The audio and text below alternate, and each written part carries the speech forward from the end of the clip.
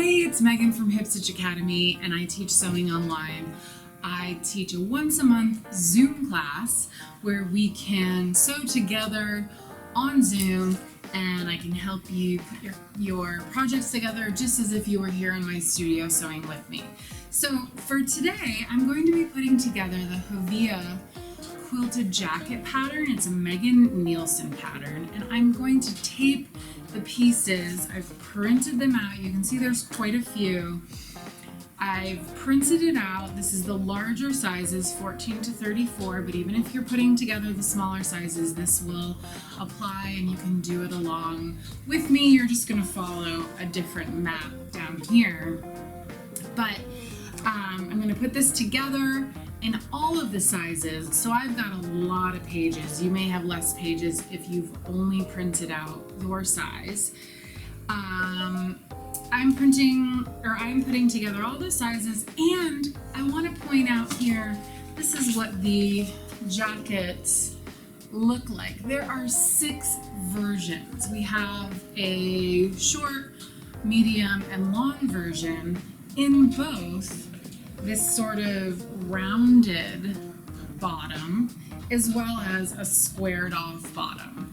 So versions A, C, and E have a squared off bottom, and they have a different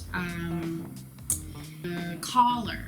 So it has a different collar band on the squared off version. The rounded version has a very thin band. It's actually not even a band. You just use binding because it's the edges of rounded.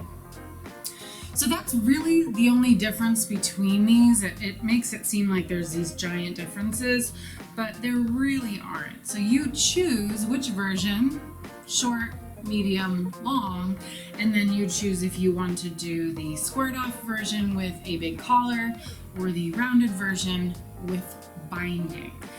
But like I said, I'm gonna put all my pieces together. I'm not gonna skip anything. And it's going to be really easy because on the first page of the pattern, down here below, it says pattern pieces and print layout. That's your map.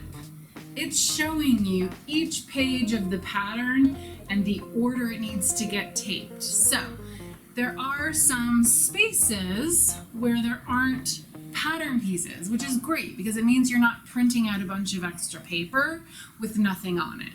However, it makes it a little trickier to put together. So just find this little guide in your pattern, and we're going to put it together following that. So it's going to go starting with page 3. It's going to go work your way down, and then the next row starts with 8, working your way down, and then 12, and then row 16 becomes very long. So I'm going to be taping them together going down, and I will indicate what row I am on and try to make this as easy as possible.